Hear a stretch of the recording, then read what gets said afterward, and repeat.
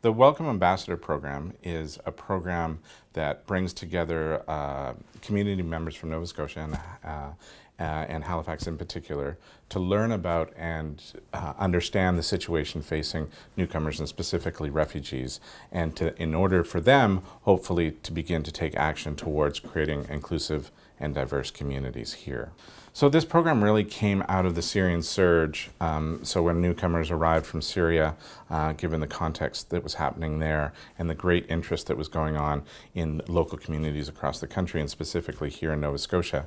And the idea was we recognized that if we are bringing in a lot of people in a short period of time, that communities and organizations and individuals really needed to develop some thinking about how they're going to receive these people, what are the conditions in the communities like, and how can we create an environment that is inclusive and welcoming and recognizes and respects the newcomers who are arriving, so that they're not arriving into kind of more hostile or challenging, difficult circumstances, but engage the entire community in that process of welcoming. The Welcome Ambassador program is for anyone in the public.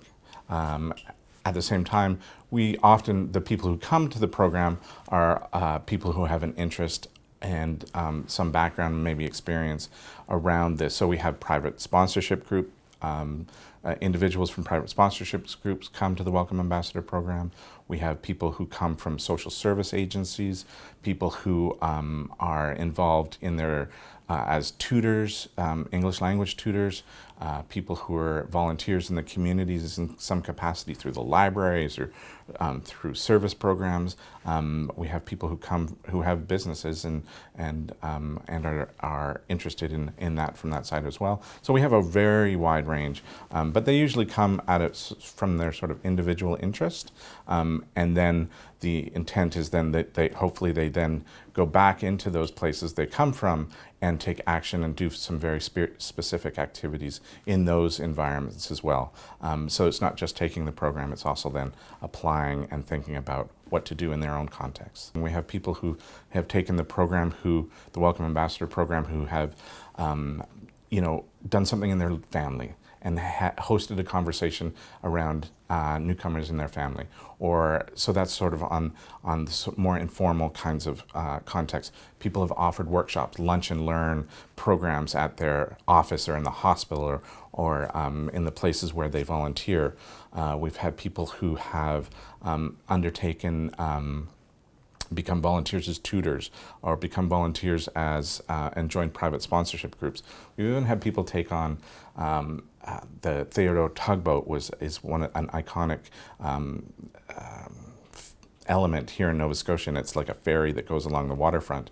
And one of the people at the Maritime Museum of the Atlantic took the program and reconfigured the programming so that Theodore Tugboat was a Welcome Ambassador, and so that their programming at the museum was directed and oriented towards the idea of welcoming newcomers and what some of the ideas and concepts from the program brought into their environment. The Welcome Ambassador program is currently funded by the Nova Scotia Office of Immigration and through their Welcoming Communities Fund. We've also offered the program to other agencies and organizations who wanted it specifically a tailored program. And in those cases, those organizations would pay for the material resources. The program is designed very intentionally and specifically to happen over time, because we know in terms of the research that's done around inclusion and diversity practices, we know that the practices that are grounded over a period of time are the practices that allow people the greatest transformation. So this program is specifically designed so that it doesn't happen in one day. You've done the program, you had all this information, you go away. But in fact, you do the module, and then it either occurs over a period of a month, or it occurs over the period of 6 weeks. So when people have been engaging with it for a month or a month and a half, they're really kind of immersed in the thinking around it that then further allows them to take more effective actions. I'm welcoming you to the Welcome Ambassador program. The training sessions, there are 4 modules, and each module situates around its sort of very large generic themes. But the first module of the Welcome Ambassador training program is really just sort of understanding what the situation for refugees, who's a refugee, what does that mean? And obviously, as we're bringing groups together, the idea is also we build community with them, because the hope is that they'll also be able to rely on each other as peer ambassadors out in the world. The second module of the program is really understanding what it means when they settle here into Nova Scotia. So we bring in guest speakers who can speak from first voice as to their own experiences. The third module looks at power and privilege. So what does it mean for all of us individually? Who are we? Where are our biases situated? And how do we become effective allies, accomplices, or resistors towards changing the dominant paradigms around racism and marginalization? And then the final session really looks at communication issues, challenges that they may surface as an ambassador if they're going out to do activities. What do they do around conflict?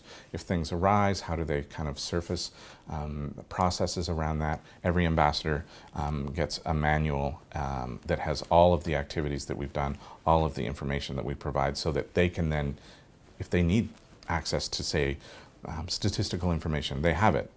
If they need to think about, oh, how did we do that activity? It's there, it's designed, it's ready for them to review, look at, and use. So for the Welcome Ambassador program, there's a number of key features that, that result in an effective program that we have. I think one element is that we make them apply. And they have to apply, but then they also, within that application is a commitment around values, that they're willing to support a particular set of values that we identify up front around welcoming and nurturing and inclusion. And that they commit to an action. So they know right from the beginning that this is a training program that they're going to have to do something with. I think the second element is we use adult education principles in terms of to make this an effective training.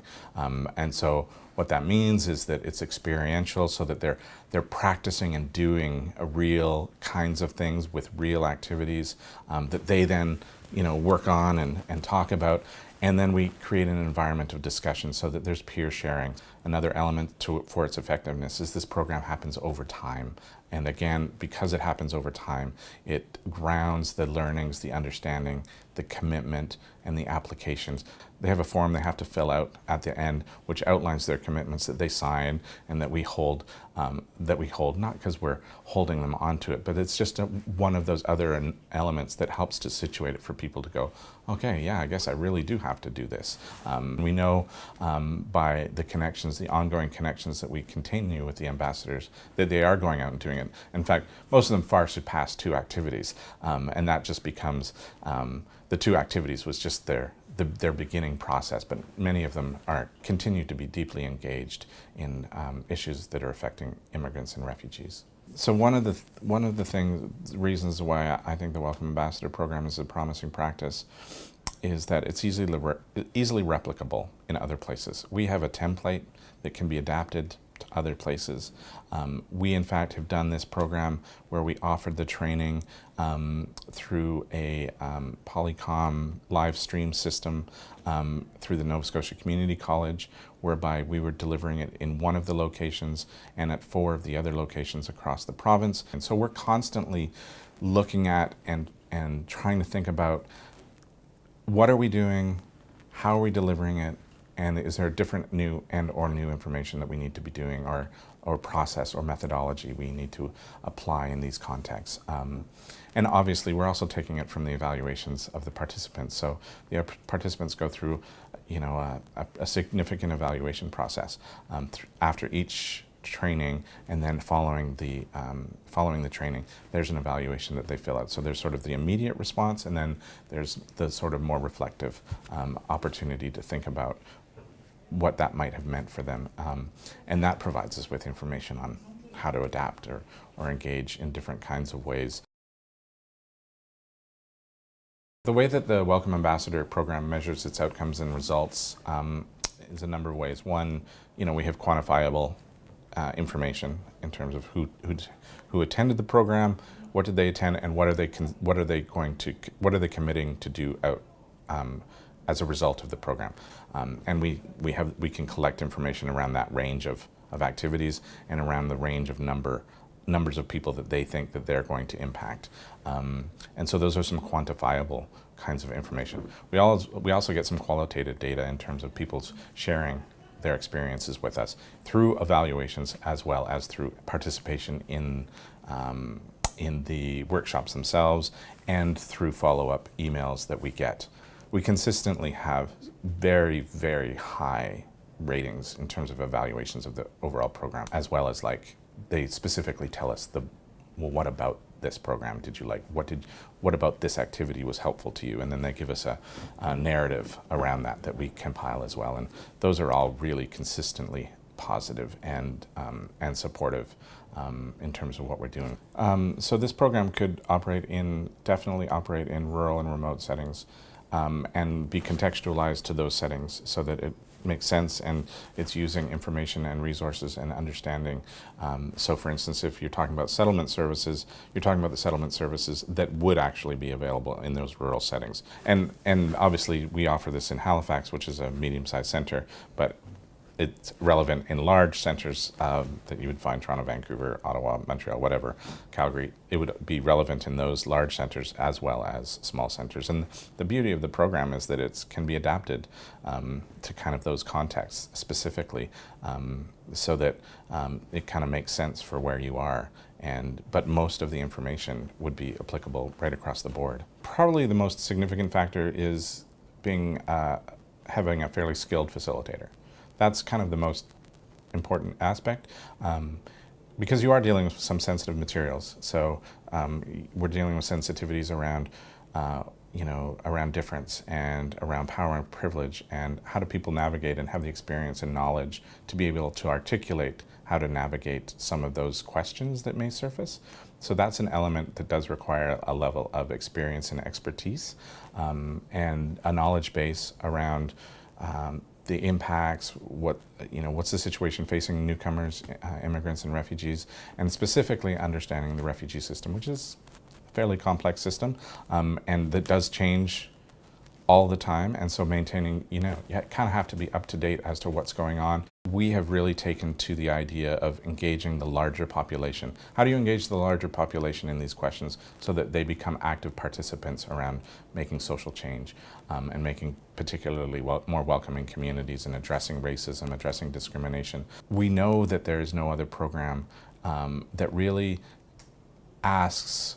specifically says, okay, you are going to get a training around creating a welcoming community and you're going to have to do something about it. What are you going to do? The long-term goal and outcome of this is that we create a much more inclusive, diverse society than we currently have. I don't think we're grandiosely imagining we're eliminating racism. However, we're on that path that hopefully will lead us towards a place where those kinds of ideas can be things that were historically understood rather than currently present in people's lives.